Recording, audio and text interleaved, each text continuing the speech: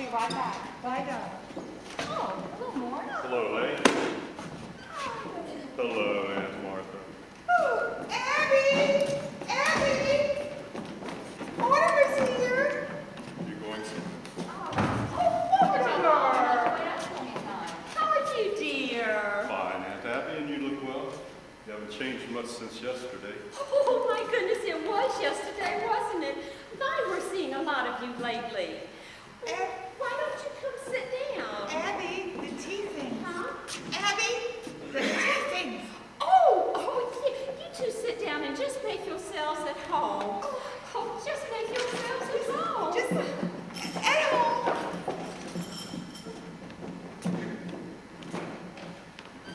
Can't you take a hint? No, that was pretty obvious. Why don't you look, use a little more imagination next time? Well, that sounds like something you would say. So where do you want to go for dinner? Oh, I don't care. I'm not very hungry. Well, I just had breakfast. Suppose we wait until after the show? Won't that be pretty late? Not with this little stinker we're seeing tonight. From Mortimer, what I've heard about it, we'll be back at Blake's by 10 o'clock. Mortimer, you should be kind to these plays. Are these plays fair to me? I've never seen you walk out on a musical. Well, that musical isn't playing tonight. Oh. Darling, you have to learn the rules. There's always 4 changes in title and 3 postponements. It's good enough for New Haven, but it's not good enough for New York. Well, I was looking forward to seeing a musical tonight. Oh, darling, you have such a light mind. Not at all. For some reason, musicals have a humanizing effect on you. After a serious play, we join the proletariat in the subway and I have to listen to a discussion on drama. But after a musical, you take me home in a taxi and you make a couple of passes. Now, wait a minute, darling. That's a very inaccurate piece of reporting. Not a bit. Why, after that Burnham play, you told me I had authentic beauty. And that's a hell of a thing to say to a girl. But after our first musical, you told me I had nice legs. And I do, too.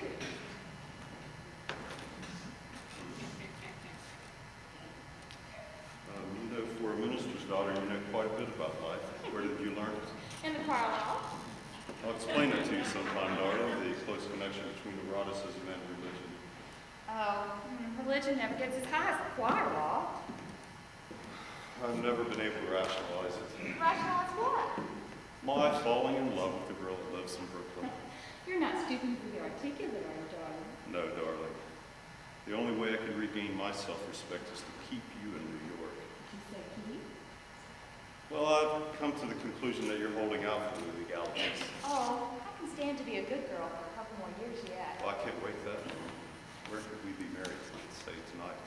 Father would insist on officiating. I bet your father could even make the marriage service seem pedestrian. You're not thinking about writing a review of it, are you? Well, forgive me. It's an occupational disease. I may have to give that play tonight a good notice. Don't pretend you love me that much. Be sure to tell your father not to wait right tonight. Oh, I think I'll tell him to wait up tonight. I'll telephone Winch and tell him to publish the bans. Nevertheless. I'll write everything formal and legal. You'll know later this month. I'll tell Father and we'll set a date. We'll have to see what's in rehearsal first. There'll be a lot of other first nights in October. Well, hello, Mortimer. How are you, Mr. President? I'm Bully, just Bully. What news have you brought me? Just this, Mr. President. The country is squarely behind you. I know. Isn't it wonderful? Well, goodbye. Goodbye. Goodbye. Teddy, where are you off to? I'm going to the Panama Canal to dig locks. Panama's in the cellar. Thinks he's digging blocks for the canal. Oh. Mortimer, you're so kind to him, and he's so fond of you. Well, you know, Teddy was always my favorite brother. Your favorite was there more of you? Yes, we had another brother, Jonathan. And, we don't like to talk about him. He left Brooklyn very early by request. Well, what became of him? Well, you see, Jonathan was the kind of boy who liked to cut worms into with his teeth. And he wouldn't go to medical school so that he could be like grandfather. and his practice got him into a lot of trouble.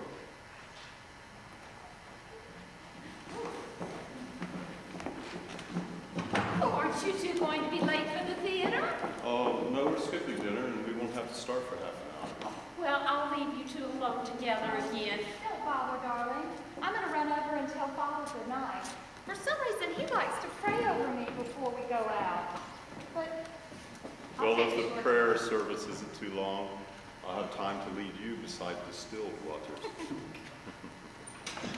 Oh, Mortimer, that's the first time I've ever heard you quote the Bible. We knew Elaine would be a good influence on you. By the way, I'm going to marry her. What? Oh, darling, how wonderful! Mom, come in here right away. I have the most wonderful news.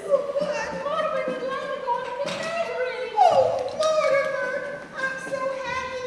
Oh, Elaine must be the happiest girl in the world. We always hoped it would happen like this. Oh, Look at Elaine leaping over those tombstones. Say, what's that? oh, what's what, dear? That statue there, that's a Hirondelle Carnini. Oh, no, dear. That's Emma B. Stout ascending into heaven. Standing on Miss Stout's right here, that's a red-crested swan. Oh, Mortimer, how in the world can you be thinking about birds at a time like this? What with Elaine, the engagement and everything? Well, I've only seen one of those before in my life. It's a vanishing species. And Thoreau was very fond of them. What are your plans? When are you getting married? Surely there's something else you can tell us about Elaine. I've left a large envelope around here last week, and I've been looking for it. It's one of my chapters on Thoreau. Well, dear, if you left it here, it must be here somewhere. Well, when Elaine comes back, we're going to have a little celebration. We must drink to your happiness. Oh, Martha, is there any more of that Lady Baltimore cake left? Oh, yes. And I'll get a bottle of wine. Could I have left that thing? Well, dear, if you left it here, it's going to be here somewhere. Oh, Mortimer, with your fiancé sitting next to you tonight, I do hope the play's one that you both can enjoy. Maybe it'll be something romantic. What's the name of it? It's Murder Will Out. Oh, no. The first thing you'll see when the curtain opens up is a dead body.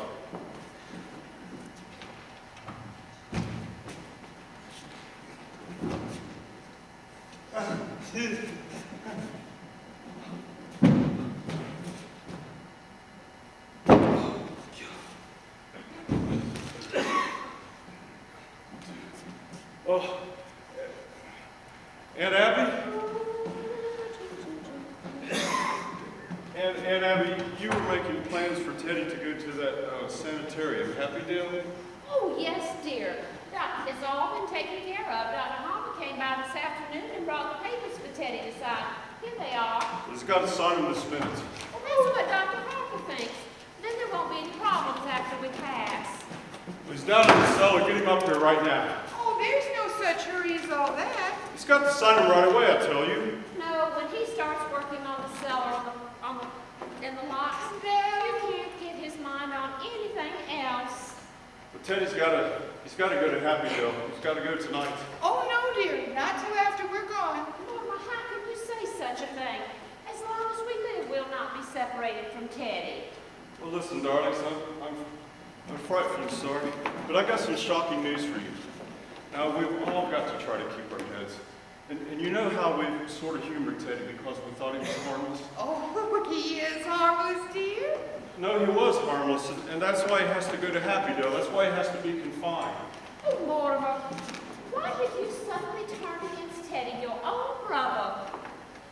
Well, you've got to know sometime, and it might as well be now. You see, Teddy's killed a man, Nonsense, dear. but there's a body in the window seat. Oh, yes, dear, we know. You know? Yes, just forget about it. Just forget you ever saw the gentleman. Forget? Mortimer, we never dreamed you'd peep. But who is he? Oh, his name's Hoskins. Adam Hoskins. That's really all I remember about him, except he's a Methodist. You don't know anything else? I mean, how did he get here? What happened to him? Oh, he died. Aunt Martha, men just don't get into window seats and die. No, he died first. Well, how did he die? Oh, Martha, don't be so inquisitive. The gentleman drank a glass of wine with some poison in it. Well, how did the poison get into the wine? Oh, we put it in the wine, dear, because it has a distinct odor. It's more noticeable when you put it in tea. You put the poison into the wine? Yes, and I put Mr. Hoskins in the window seat because Dr. Harper was coming. So you knew what you'd done, and you put the body into the window seat because you didn't want Dr. Harper to see it. Well, not at tea. That wouldn't have been very nice. Now, Norma, you know the whole thing, so just forget about it. I do think Martha and I are entitled to our own little secrets. Oh, and don't tell Elaine. Oh, Abby! I dropped in on Mrs. Schultz this afternoon. She's much better. But she wants us to take Junior to the movies again. Well, we must do that tomorrow, the next day. Abby, we get to pick the picture this time, because we're not going to let Junior drag us into one of those scary movies.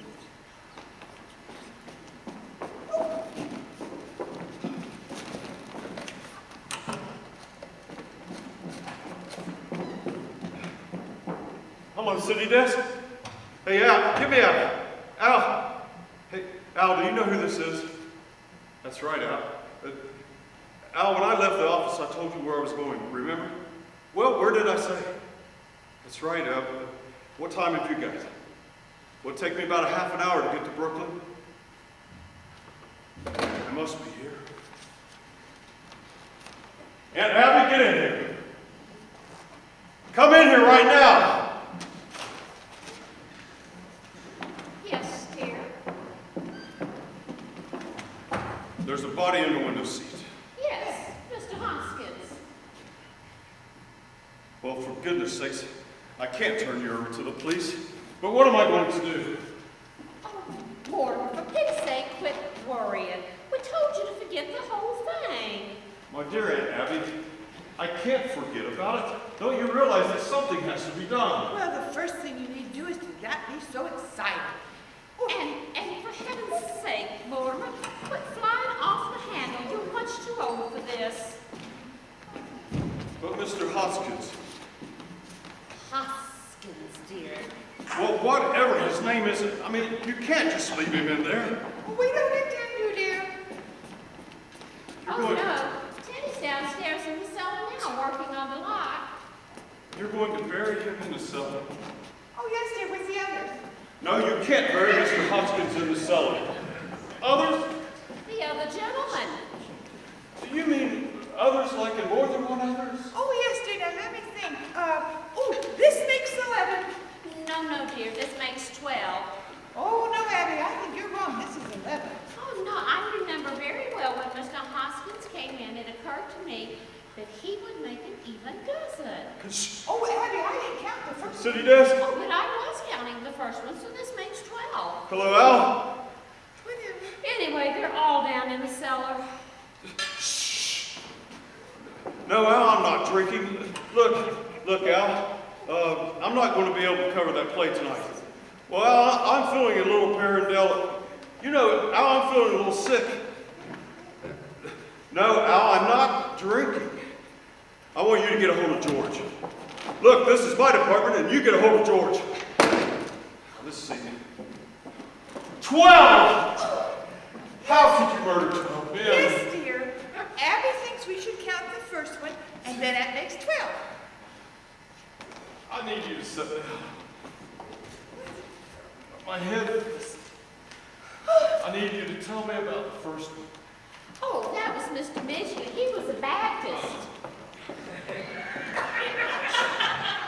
Baptist. Yes, he came right in here. He just came in right after you moved to New What's the York. matter What about Baptist? Martha means is he died without any help from us. He came here looking for a room.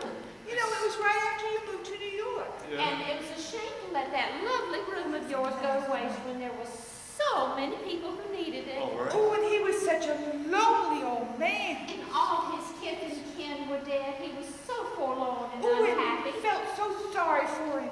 And when he sat in that chair and his heart attack came, he looked